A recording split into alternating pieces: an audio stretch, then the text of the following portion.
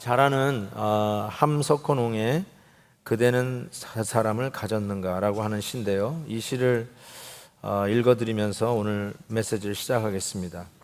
맘만 있길 나서는 길, 처자를 내 맡기고 맘 놓고 갈 만한 사람, 그 사람을 그대는 가졌는가. 온 세상이 다 나를 버려 마음이 외로울 때도 저 맘이야 하고 믿어지는 그 사람을 그대는 가졌는가. 탔던 배 꺼지는 순간 구명대 서로 사양하며 너만은 살아다오 할 그 사람을 그대는 가졌는가. 불의의 사형장에서 다 죽여도 너희 세상 빛을 위해 저만은 살려두거라 일러줄 그 사람을 그대는 가졌는가. 잊지 못할 이 세상을 놓고 떠나려 할 때 저 하나 있으니 하며 빙긋인 눈을 감을 그 사람을 그대는 가졌는가. 온 세상의 찬성보다도 아니 하고 가만히 머리 흔들 그 한 얼굴 생각에 알뜰한 유혹을 물리치게 되는 그 사람을 그대는 가졌는가. 여러분, 이런 사람이 있나요? 여러분에게는? 바울에게 어떻게 이렇게 많은 사람들이 있었는가 참 저는 놀랍니다. 그것도 자기가 섬기고 자기가 개척했던 교회라면 이해가 되는데 한 번도 가보지도 않은 로마 교회 성도들을 어떻게 이렇게 많이, 그리고 그 한 사람 한 사람에게 정확한 형용사를 붙이면서 그 사랑을 나눌 수 있는 동역자들, 믿음의 친구들이 어떻게 이렇게 많았을까? 그냥 놀랄 뿐입니다. 저는 우리에게도 이런 동역자가 있으면 얼마나 좋을까. 더 나아가서 나도 하나님의 나라와 복음을 위해서 이런 동역자의 반열에 끼면 얼마나 좋을까, 이런 기대하는 마음으로 이 많은 이름이 나오고요. 실은 이것이 다 끝이 아니라 또 나옵니다. 고린도에서 같이 동역했던 사역자들의 이름도 나오는데 여기 26명, 무명의 이름까지 합치면 26명의 사람들이 다 로마에 있는 로마 교회 성도들입니다. 지금 그 로마 교회 성도들을 향해서 이렇게 문안하는 이 수많은 사람들을 캐터고리별로 26명을 하나하나 다 살펴보는 없고요. 캐터고리를 한 4가지 정도 나누어서 바울과 동역했던 이 믿음의 친구들을 한번 생각해 보려고 합니다.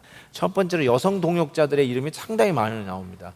3분의 1 이상이 여성 이름이에요. 바울의 동역자 중에 3분의 1 이상이 여성이라는 걸 여러분 먼저 기억하셔야 되는데, 그 동역자들의 이름을 이야기하는데 첫 번째로 등장하는 사람도 역시 여인이었어요. 1절 2절 보시면 내가 갱그레아 교회의 일꾼으로 있는 우리 자매 베베를 너희에게 추천한다 그랬습니다. 이 추천한다는 말에서 우리가 알 수 있는 게 뭐냐면, 로마서, 바울이 쓰고 있는 이 로마서를 로마 교회에 가져가는 사람이 베베였어요. 그래서 추천하는 거예요. 그래서 첫 번째로 편지를 들고 가는 그 사람을 추천을 합니다. 이 사람이 믿을 만한 사람이다. 내 편지를 가져가는 게 확실하다. 이렇게 종이를 들고 간 게 아니라, 여러분 이때 성경은 뭐였을까요? 로마서는? 그렇죠. 양피 가죽의 말은 그걸 들고 갔으니까 제법 무게가 나가는 로마서였을 거라고 저는 생각합니다. 그리고 그 당시에 배를 탄다는 거는 어느 정도 재정이 있어야 배를 타고 여행을 할 수 있어요. 그러니까 어느 정도 재정이 든든한 여인이 아니었을까. 남편 이름이 거론되지 않은 걸 봐서는 싱글 여성이 아니었을까. 더 나아가서 그에 대한 이런 설명이 이렇게 돼 있어요. 그가 여러 사람과 나의 보호자가 되었다, 이렇게 얘기했어요. 이 보호자가 뭐 부모가 자녀들을 향한 보호, 이게 아니라 영어로 보면 patron으로 돼 있어요. 그러니까 후원자라는 뜻이에요. 재정적 후원자, 후견인으로서 베베가 섬겼는데 어디서 섬겼었냐면 갱그리아라고 하는 지역에서 섬겼어요. 사도 바울을 재정적으로 참 지극히 섬겼던 자가 베베였음을 짐작할 수 있어요. 그래서 어쩌면 빌립보 교회를 개척한 자주장사 루디아가 생각이 날 정도로 이 바울의 사역에 동역했던 첫 번째 여성 동역자 베베가 소개되고 있습니다. 또 12절에 보면 또 여인의 이름들이 나오는데요. 주 안에서 수고한 두루베나와 두루보사에게 문안하라. 주 안에서 많이 수고하고 사랑하는 버시에게 문안하라 그랬는데, 이 버시를 보면 영어로 이렇게 보면 페르시 이렇게 돼 있어요. 펄시. 그러니까 페르시아 여인이라는 것을 짐작할 수 있고요. 주 안에서 많이 수고했던 과거 시제예요. 원래는 이 한국말에는 이게 시제가 안 나오는데, 그러니까 옛날에 섬겼던 과거 시제로 설명하는 걸 봐서 나이가 제법 든 여인이라고 짐작할 수 있어요. 그거에 반해서 주 안에서 수고한 두 여인은 현재 시제예요. 지금 열심히 섬기고 있다는 뜻이겠죠. 그래서 젊은 자매라고 생각하는데, 이름을 보니까 비슷하지 않아요? 두루베나 두루보사. 뭘까요? 많은 분들이 얘기하기로 이건 두 쌍둥이 자매였을 거라고 이야기를 합니다. 그리고 그 이름이 귀족의 이름이래요. 귀족의 이름. 그래서 이렇게 귀족이고 고위층에 있는 자매였음에도 불구하고 주 안에서 열심히 수고하는 자였다는 거예요. 두 번째 캐러고를 보시면 집에서 모이는 독신들. 제가 이렇게 좀 약간 촌스럽게 붙여봤는데요. 왜 집에서 모이는 독신들이 있었는가? 제가 5절을 볼게요. 5절에 보니까 내가 사랑하는 에베네도가 있었어요. 이 에베네도는 이런 수식어가 붙어있는데, 그는 아시아에서 그리스도께 처음 맺은 열매니라. 소아시아에서 가장 처음으로 크리스찬 된 사람이 에베네도라는 거예요. 9절에 보면 그리스도 안에서 우리의 동역자 우르바노, 나의 사랑하는 스다구. 이분들은요 1.5세들이에요. 우리식으로 얘기하면. 즉 유대인이지만 헬라 문명권에서 커서 로마에서 교육을 받으면서 크는 1.5세들이에요. 마치 한국에서 미국에 와가지고 미국에서 교육을 받은 1.5세들을 얘기할 수 있어요. 싱글들이에요. 아직 부인, 여자들 이름이 없는 거 보니까. 14절 보시면 아순그리도, 블레곤, 험에, 바드로바, 허마, 그리고 이렇게 했어요. 그들과 함께 있는 형제들에게 문안하라, 이렇게 얘기합니다. 이들은 다 남자들인데 싱글로 간주할 수 있고요. 혹은 이 로마라고 하는 그 당시 로마 제국의 수도에 job opportunity, 일하려고 오는 싱글, 아니면 기러기 아빠, 이렇게까지도 얘기할 수 있어요.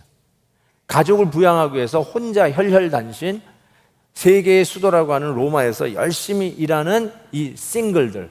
근데 이들이 합숙을 했어요. 합숙을 했는데 그들과 함께 있는, 그 합숙하고 있는 다른 형제들에게도 문안을 하라고 그랬어요. 그들과 함께 있는 요 표현이 뭐냐면, 그들이 합숙해서 있는데 그들 안에 교회가 있었다는 뜻이에요. 또 한 캐러글을 본다면 헌신하는 부부들을 이름들이 거론되는 걸 보고 있어요. 부부 이름들이 나와요. 하나는 여러분이 굉장히 익숙할 거라고 생각하는데 3절에서 5절을 보면 너희는 그리스도 예수 안에서 나의 동역자들인 브리스가와 아굴라에게 문안하라. 사도행전은 브리스길라 이렇게 돼 있죠. 브리스길라와 아굴라에게 문안하라. 그들은 내 목숨을 위하여 자기들의 목까지 내놓았나니 나뿐 아니라 이방인의 모든 교회도 그들에게 감사하느니라. 그러면서 이런 말을 했어요. 또 저희 집에 있는 교회에도 문안하라. 브리스가와 아굴라의 집에도 교회가 있었어요. 아까 그 싱글 남자들이 모여있는 합숙소에도 교회가 있었듯이 그 교회가 다 로마 교회입니다. 그 교회를 향해서 바울이 이 서신을 보내고 있는 것이죠. 이 브리스길라와 아굴라는 어떤 부부일까? 굉장히 많이 나오는 부부의 이름이라서 조금 더 설명해 드리면, 아굴라가 남편이고 브리스길라가 부인입니다. 이 아굴라는 이름에서 알듯이 유태인이에요. 본도 출신 유태인이에요. 근데 이 브리스길라는 로마 여자예요. 그런데 이 둘이 부부가 된 것을 보면 이 부부는 소위 국제 결혼한 부부예요. Interracial marriage를 한 커플이라고 할 수 있어요. 이 부부가 어떤 일을 했냐면, 보세요. 그들은 바울의 목숨을 위해서 자기들의 목까지도 내어놨다고 했어요. They risked their necks for my life. 바울의 생명을 위해서 목을 내놨다는 거예요. 영어로는 뭐라고 해요? Stick your neck out. Can you stick your neck out? Can you put your neck out for me? 나를 위해서 목을 걸 수 있느냐 이런 거예요. 근데 정말로 이 부부는 목을 걸었어요. 바울을 위해서. 이런 부부 얼마나 바울에게는 귀했을까. 근데 또 한 부부가 소개돼요. 7절에 보세요. 얼마나 가까웠으면 친척이요 라는 말까지 하는데 이게 혈육이란 뜻은 아니에요. 킨스면 아주 가까울 정도로 가까운 친척인데 누구냐면 안드로니고와 유니아예요. 이것도 이름이 남성 여성이 뭔지 모르시니까 그냥 이름이라고 할 수 있는데 하나는 남자 이름이고 유니아는 여자 이름입니다. 그래서 부부라고 분명히 여겨집니다. 그런데 이 부부는 어떤 부부였냐면 나와 함께 뭐 했냐면 갇혔어요. 감옥에 간 부부도 있었어요. 브리스길라와 아굴라는 목을 내놨어요. 그런데 이 안드로니고와 유니아는 감옥에 바울과 같이 갔어요. 고린도에 가보셨던 분 다시 한번 상상해 보시면 고린도 광장을 우리가 봤잖아요. 아고라 광장을 봤는데 그 광장을 내려다보는 언덕바지에 바울이 갇혔던 감옥 기억나십니까? 그 감옥에서 사진들 찍었던 기억이 나는데 그 감옥, 바로 그 감옥이에요. 그 감옥에 안드로니가 유니아가 바울과 같이 갇혀 있을 거라고 이 주석가들이 추측을 합니다. 제 생각에는 그렇게 틀리지 않았다라고 생각합니다. 여러분 한번 그냥 상상해 보세요. 같이 감옥에 간 이 부부, 바울의 생명을 위해서 목을 내놨다고 하는 이 브리스길라와 아굴라 같은 이 부부. 와, 참 이 부부만 생각하면 난 바울이 내가 오늘 죽어도 괜찮겠다고 뛰었을 것 같아요. 이게 사역자의 마음이에요. 사역자를 위해서 이렇게 돕고 내가 하루도 빠짐없이 당신을 위해서 기도의 무릎을 꿇겠다 하고 성원하고 서포트하고 기도해주고 이런 일이 있으면 내가 이 일을 하다가 죽어도 괜찮겠습니다 하고 뛸 것 같아요. 정말 부러운 부부들의 모습이 아닐까 싶어요. 또 한 그룹이 또 등장합니다. 가장 많은 그룹이 이 그룹에 있어요. 그게 누구냐면 노예들이 있습니다. 노예들. 아까도 얘기했지만 고위 관직에 있었던 자매들도 있지만 노예들이 더 많았어요, 실은. 예를 들면 8절에 암블리아 같은 이런 형제도 노예입니다. 어떻게 하냐고요? 그 당시 사람들은 이 레귤러 시민이면 이름이 3개예요. 이름이 되게 3개를 갖고 있어요. 여러분 알다시피 바울, 사울, 그렇죠? 우리가 아는 이름만 해도 벌써 2개나 갖고 있잖아요. 근데 노예만 이름이 하나예요. 그래서 암블리아는 이름이 하나는 어떻게 하냐고요? 그의 무덤이 로마 카타콤에 그의 무덤이 있어요. 암블리아라고 쓰여진.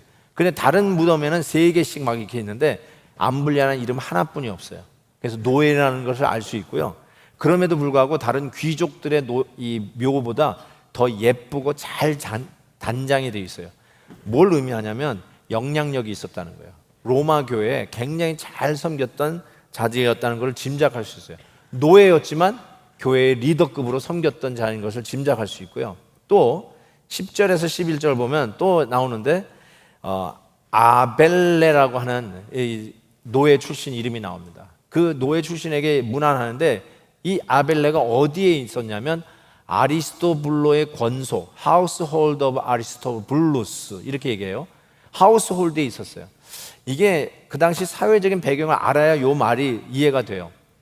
만약에요, 제가 이제 자유 시민으로 로마 시민으로 이렇게 가정을 꾸미는데 그 안에 되게 이제 노예들이 있잖아요. 그래서 집안일을 벌이는 많은 그 머슴들이 있고 하녀들이 있는데 제가 상속자가 없이 죽잖아요. 그러면 그 모든 재산, 특별히 노예들도 재산이었어요. 그 노예들까지 정부로 귀속이 돼요. 상속자가 없으면. 그러니까 이 당시는 로마 제국이니까 황제의 가족들에게 그 모든 재산이 귀속이 됩니다. 그래서 여기 아리스토블루의 권속이라 했는데 아리스토블루가 바로 헤롯 대제의 손자입니다. 헤롯 대제. 예수님 당시에 아이를 어쨌든 그 헤롯 대제의 손자가 아리스토블루예요. 그래서 그 황제의 집에 이 모든 종까지 다 따라가 붙는 거예요. 그래서 그 아리스토블루 권속에 아벨라라고 하는 이 노예 출신이 그 안에 있었던 거예요. 근데 이 노예 출신인 이 아벨라가 이 황제 로얄 패밀리에서 머슴 생활하면서 노예 생활하면서 뭘 하냐면 그 하위 최고급 상위권에 있는 이 사람들에게 복음을 전하기 시작합니다. 그래서 여기 또 내 친척, 바울이 자기 친척이라고 얘기하는 헤로디온, 벌써 이름에서 헤롯 왕가의 사람이라는 게 짐작이 가죠. 헤로디온에게 문안하라는 얘기까지 하면서 복음이 이렇게 침투되고 있다는 것을 짐작해 볼 수가 있습니다. 또 노예 이름이 또 나오는 거 보는데요, 15절 보세요. 15절 보면 빌로로고, 율리아, 네레오, 그리고 올름바, 그리고 그와 함께한 있는 모든 성도, 여기도 교회가 있었다는 뜻이죠. 그 가정 안에. 근데 여기에 나오는 이 노예들 이름 중에 하나 특이한 이름이 네레오입니다. 이 네레오라는 이 하인, 이 노예는 굉장히 유명한 노예예요. 왜냐하면 유명한 로마의 유력자 집안에서 마치 청지기 같이 섬겼던 노예예요. 그 사람의 이름이 뭐냐면 클레몬스라고 하는 로마 영사였어요. 이 로마 영사가 굉장히 그들의 두 아들이 차기 왕 도미치안 황제 뒤를 이을 황제 제목감이라고 눈여겨보던 아들이었어요. 그러니까 그 집안을 의리의리한 권세 집안이라고 해도 틀리지 않는데, 주후 95년에 로마를 깜짝 놀라게 한 뉴스가 터졌어요. 그 뉴스가 뭐냐? 바로 이 클레몬스, 바로 네레오라고 하는 이 노예가 섬겼던 주인 클레몬스와 그의 부인 다말치안이라고 하는 이 부부가 숙청당했어요. 남편은 죽이고 부인은 유배를 보내는 일이 터져가지고 온 로마가 깜짝 놀랐던 거예요. 아까도 얘기했듯이 두 아들은 황제의 뒤를 이을 제목감으로 주목을 받고 있었고, 그의 클레몬스의 부인 다말치안이라고 하는 이 여인은 베스티안 황제의 손녀딸이에요. 그러니까 황제 집안이에요. 그러니까 이거야말로 굉장한 집안인데 왜 이 둘이 숙청을 당하고 유배를 갔느냐? Guess what? 이들이 크리스찬인 게 발각이 되면서 숙청당했어요. 이 사람들이 숙청을 당한 이유가 크리스찬인 게 발각이 된 거예요. 자, 그러면 여기서 묻겠습니다. 누가 바로 그 클레몬스와 그의 부인 다말치안에게 복음을 전했는가? 네레오라고 하는 그 집의 하인이, 노예가 복음을 전했을 거라고 추측을 하는데 맞는 말이에요. 여러분, 빌립보서에 보면 바울이 그 빌립보 성도들에게 문안을 하는데, 여기에 있는 사람도 문안한다고 이런 말을 썼어요. 모든 성도들이 너에게 문안하는데 특히 가이사의 집 사람들 중 몇이 너희들에게 문안을 보낸다고 그랬어요. 영어로 보세요. 가이사의 집, Caesar's household. 로마 황제 집안에 있는 사람들, 그 사람들이 벌써 예수 믿기 시작한 거예요. 그래서 빌립보 교회 성도들에게 편지를 보내는데 우리 문안도 좀 적어주세요 라고 하면서 적었다는 거예요. 그러니까 도대체 이 황제 집안에 누가 복음을 전했느냐? 그 황제 집안에 섬겼던 노예들이 그들 로얄 패밀리들에게 복음을 전했다고 추측을 합니다. 정말 어느 상황에 있더라도 복음을 전하는 이 당당한 노예들 때문에 여러분, 세계 역사를 바꾸는 일들은 이미 시작이 되었다는 것이죠.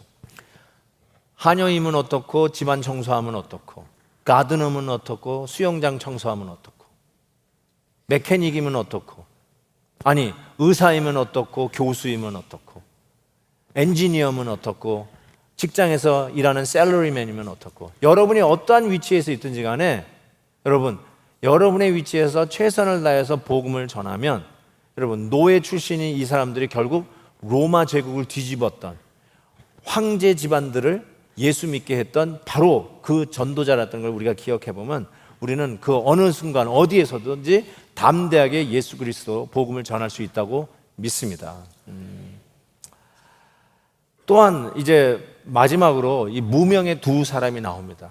제가 설교 제목에 무명의 두 사람을 싱글 아웃 할 정도로 이들의 메시지는 크게 저에게 다가왔어요. 첫 번째 사람이 이 사람입니다. 15절에 빌로로고, 율리아, 그 다음에 아까 얘기했던 그 클레몬스 로마 영사집에서 일했던 네레오, 그리고 나서 이 말이 있어요. 그의 자매, his sister, 그의 자매, 그리고 올름바. 여러분, 그 집안에 있는 모든 사람에게 문안하라. 이거는 그냥 그 안에 있는 모든 사람을 얘기하는데, 이건 보세요. 이름을 열거하다가 뒤에 올름바도 있잖아요. 그런데 네레오의 여동생의 이름을 적으려고 하다가 그냥 그의 자매, his sister라고 그랬어요. 왜 그랬을까요?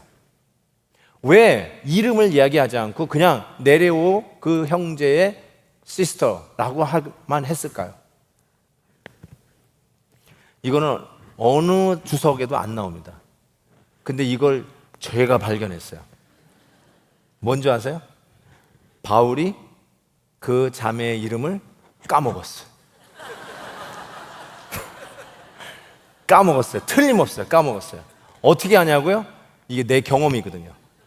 성도님의 이름을 놓고 신방 가가지고 기도하다가 남의 집 아이를 놓고 기도하던 적이 너무 많아가지고 까먹은 거예요. 바울도 이름을 까먹어요. 예.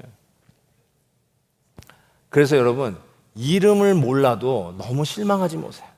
제가 여러분의 이름을 모른다고 너무 실망하지 마세요. 예. 그래도 혹시 기억해 주기를 원하신다면 딱 한 가지 방법이 있어요. 저하고 식사를 하면 제가 이름을 기억해요. 진짜로 그래요. 희한해요. 뭘 먹었지 하면 그분의 이름이 떠올라요. 근데 한 번도 먹은 적이 없으면 기억이 안 나, 이름이. 그것만 아시면 되겠어요. 예. 무명의 성도라고 나는 아무 일 안 한다고요? Come on. 바울이요, 그래도 his sister 라는 이름으로 기억하고 있잖아요. 하나님은 아시잖아요. 누가 내 이름 기억 못 해준다고 너무 섭하지 마시고, 담임 목사님이 내 이름 모른다고 너무 섭하지 마세요. 또 하나 이름이 없는 분이 하나 등장하는데요, 루포의 어머니입니다. 루포의 어머니. 실은 어머니의 이름을 누가 불러요? 김아무개 여사 이러면서 불러요? 여러분 어머니를? 아니잖아요. 어머니는 어머니예요. 어머니, 엄마 이렇게 부르지 않아요. 그런데 이 앞에 있는 수식어 보세요. 주 안에 택하심을 입은 루포와 그의 어머니. 이 택하심을 받았다는 말은 우리가 모두 다 그리스도 안에서 택함을 받았죠.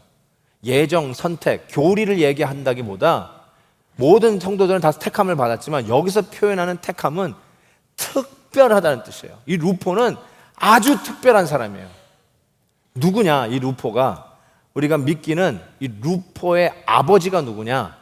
바로 예수님의 십자가를 진 구레네 시몬이라고 믿어져요. 그게 마가복음에 나와요. 마가복음에 보시면 알렉산더와 루포의 아버지인 구레네 사람 시몬이 예수의 십자가를 지요. 그러니까 억지로 진 십자가가 자녀들에게 복이 된 거예요. 기뻐서 진 십자가도 복이겠지만 억지로 싫었지만 할 수 없이 진 십자가인데 그게 그 집안의 복이 되었는데, 여러분 예수님의 십자가를 진 아버지라면 제법 유명한데 이 아버지가 아들의 이름들로 recognize, 알려져요. 그래서 마가복음 보세요. 구레네 사람 시몬이 누구냐? 알렉산더와 루포의 아버지입니다. 저분 누구야? 그 유명한 그 두 아들의 아버지야. 그분의 아버지구나. 되게 아버지의 아들로 알려지잖아요. 쟤 누구냐? 어느 장로님 그분의 아들이에요.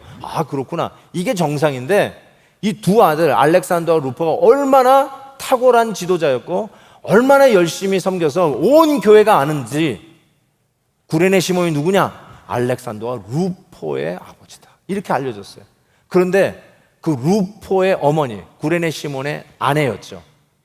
아내가 바울의 어머니였다고 얘기해요. 여러분 성경에 바울의 아버지와 어머니 얘기한 거 찾아볼 수가 없어요.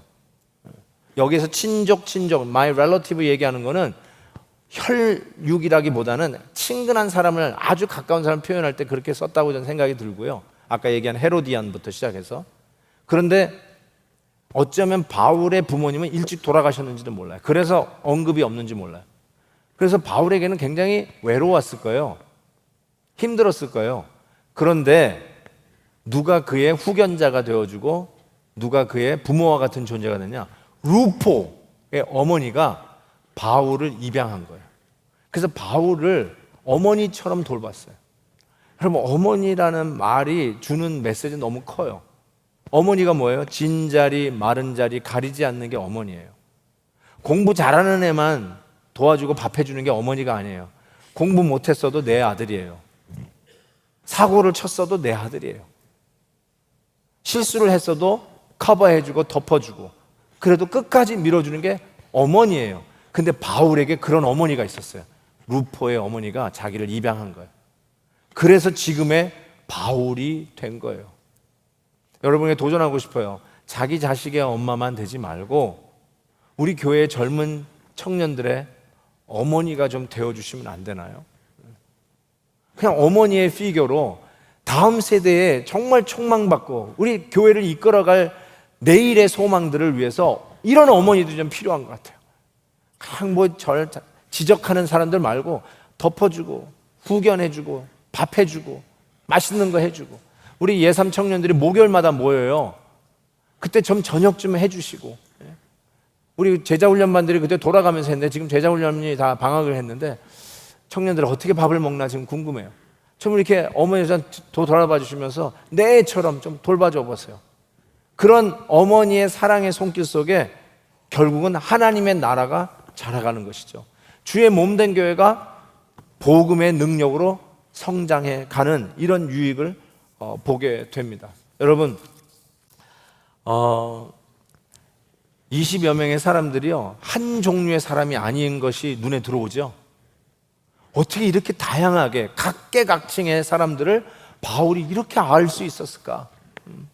어떻게 그들의 이름들을 이렇게 기억하면서 그들이 어떤 사람인까지 설명을 이렇게 해낼 수 있었을까? 참으로 어메이징합니다. 그래서 저 같은 목회자 입장에서는 정말 이런 동역자들이 정말 있으면 좋겠다 이런 소원도 갖고요. 또 반대로 나도 주님의 나라와 복음을 위해서 이렇게 협력하는 동역자가 되었으면 좋겠다라고 하는 그런 바람들이 있습니다.